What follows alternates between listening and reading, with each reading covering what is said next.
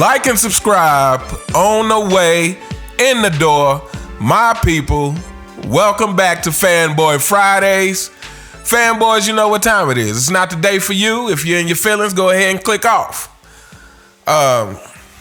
So this topic right here, let me give a shout out to Phenomenal Fitness, because I actually saw this clip on a video he recently did. I believe it's called Assisted Living. If you guys haven't checked out that video, you should definitely go check it out.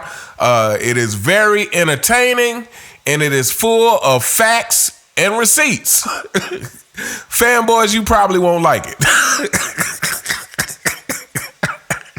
You probably won't like his channel or that video. So, I would stay away from there if I was you. But yeah, so I was watching that video, and he was talking about a multitude of things, but this clip I'm about to play for you, he actually played the video, but I'm just going to play the audio for you. And this clip is of J.R. Smith on the Bomani Jones show, and Bomani Jones asked him what it was like to be a teammate of LeBron James. It was something, he asked him something like that. Maybe it was, how does he feel about the younger guys who are going to have to come in and play with LeBron James? But it was something to that effect. And anyway, let's play the clip. No, man, it's like, honestly, it's a gift and a curse with playing with Bron. Like, I love Bron to death, and I love playing on this team because for me, I feel like I thrive more under the pressure. But a lot of guys don't like it because, it can go one of two ways. It's either, what did you not do to help him win? And who else didn't not help him win?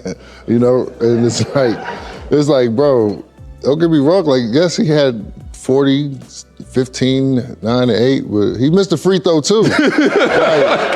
like, don't just look at me because I missed an open shot. It's like, we all missing out here. It ain't like it's just, and I think that for a lot of guys, it's hard to, especially with the day and age we're in, social media, continuously people, you got analysts running around talking crazy, and you playing on that team, and I think they're 12 or 13, and they still the most talked about team on TV. So it's always gonna be that supporting cast of who's not doing what, or who, and if you're not built for that, you're not made for that, it's gonna eat you alive.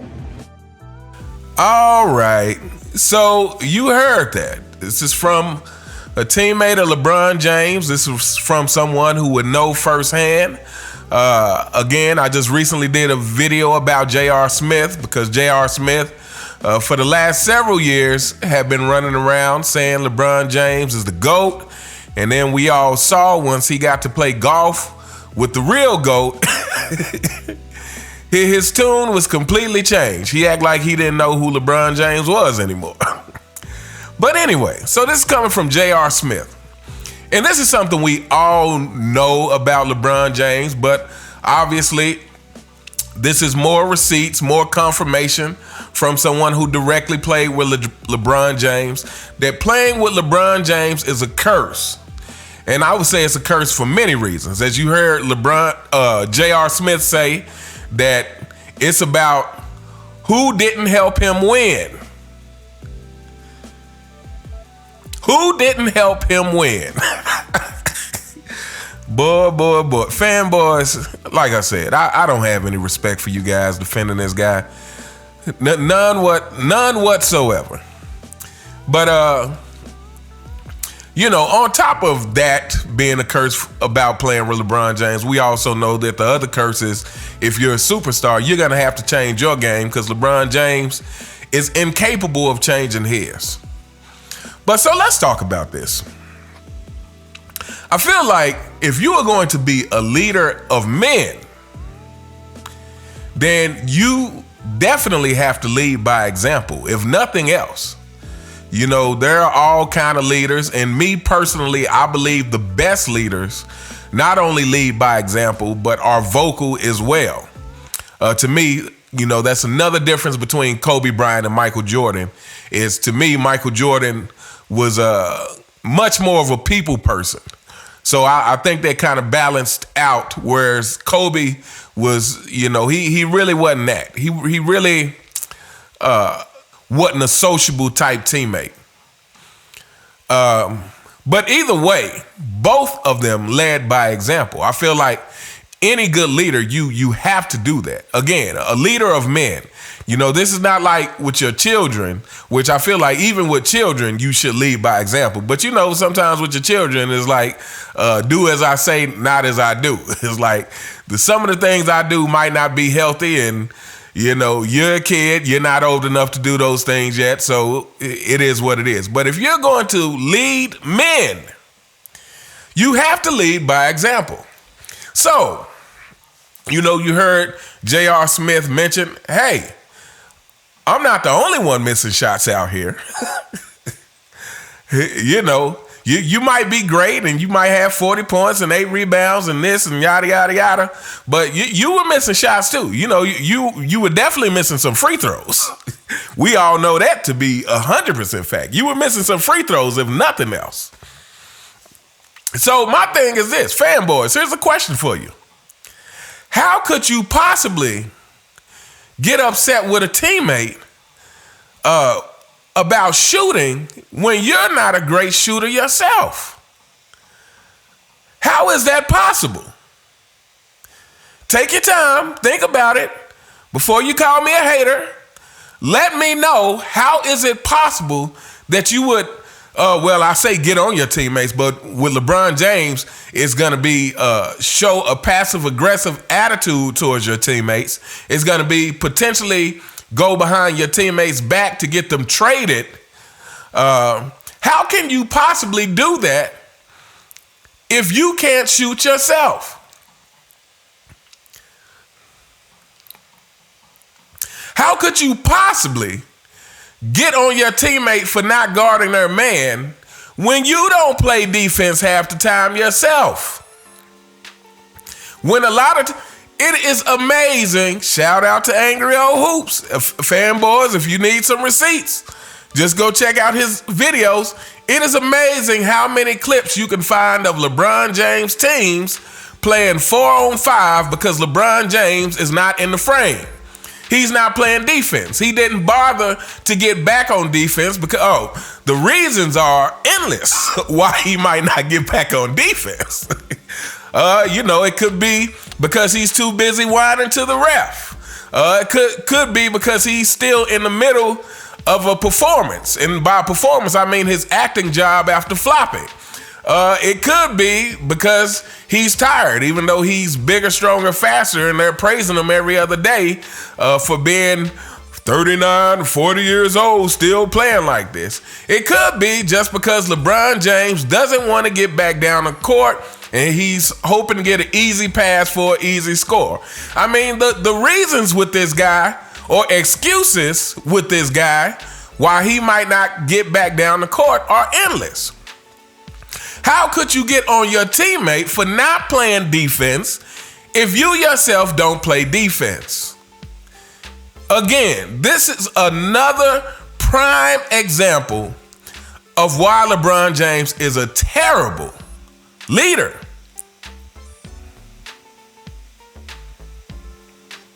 Especially when you want to compare it to the leadership of Michael Jordan. You know, you fanboys love to bring up how much of an a-hole Michael Jordan was to his teammates. But guess what? Michael Jordan's teammates respected him. Why? Because Michael Jordan, like he said in The Last Dance, I didn't ask my teammates to do anything that I wouldn't do. Anything that I wasn't doing. Michael Jordan was a complete basketball player. Michael Jordan was fundamentally sound. So if he was going to get on a teammate about rebounding, you better believe Michael Jordan put in maximum effort to get rebounds. If he was going to complain about you not playing defense, he could do that because Michael Jordan was a dog on defense at all times. If he was going to get on you about not shooting, well, Michael Jordan was one of the greatest shooters in the history of the game. And we're talking about mid-range. And don't bring up the three-point shot because Michael Jordan was a proficient three-point shooter as well, despite you fanboys liking to bring that up. Michael Jordan had every facet of the game, which is why he could hold others accountable. You can't hold people accountable for stuff you can't do. You cannot hold people accountable for stuff that you can't do. But that was not Michael Jordan. Michael Jordan was holding people accountable because Michael Jordan was doing everything himself. Michael Jordan is a better offensive rebounder than LeBron James. Let's just get this out here. Michael Jordan is a better rebounder than LeBron James. All these uncontested teammates blocking out so that LeBron can get the rebound, kind of rebounds that LeBron gets today, he would not get back in the 90s. He wouldn't get those kind of rebounds. So yeah, look, LeBron's leadership is fraudulent. And as a matter of fact, let me go ahead and say this about today's modern NBA and this whole buddy-buddy system. I believe this whole buddy-buddy system is really a bunch of fakeness. When I see teams and how they interact with each other in the modern day era, what I see is a bunch of people who just co-sign each other's foolishness because nobody wants to be confrontational. You know, it's shout out to Kwame Brown. It's like go alone to get along. Go alone to get along. It's like everybody just wants to get along.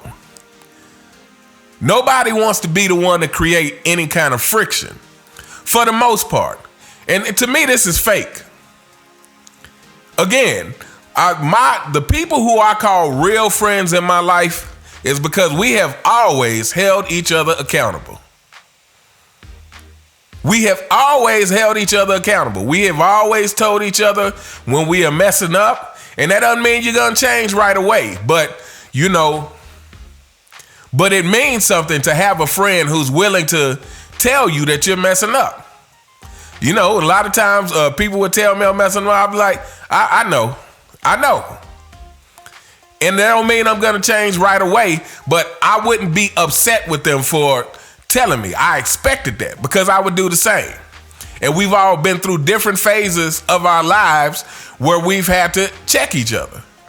And it's just understood. Like nobody gets upset about it. We understand that, hey, a real friend is going to tell you when you're messing up. But I don't see this level of accountability with modern day teams. Like it was, like I said, Michael Jordan held his teammates accountable. And before you fanboys bring it up, Scottie Pippen is a different story.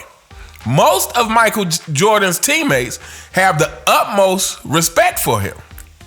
Because one thing that you know, it doesn't matter how much you like or dislike someone, what you have to respect is the work ethic. If you see someone who is putting it all out there, all the time, you're going to have to respect that. Especially when that effort turns into results.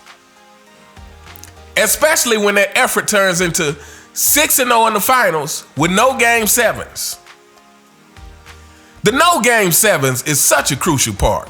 I mean, I feel like that part gets just like glossed over. It's like, because we're just so used to saying it. 6-0 in the finals, no game sevens. 6-0 in the finals, no game sevens. The no game sevens, to me, is really a factor to show how much Michael Jordan raised his level when the stakes were his highest. Because if it was no game sevens, if he was 6-0 in the finals and even half of them didn't go to a game seven, then you could make, that's kind of just how those series played out. But for none of them to go to a game seven, that really shows that Michael's competitive nature just constantly ramped up to the degree. He's like, when we got a chance to put it away, we're ending this. Like my favorite line from The Last Dance was when they're going back to Phoenix, and they either had to win that one, or if they didn't win that game, they would have had to play another in Phoenix, I believe. the Game 7 would have been in Phoenix. But Michael Jordan on the plane said, I don't know about y'all, but I'm only bringing one suit. I'm coming here to win one game. That's it. So, like I said, the Scottie Pippen thing is different.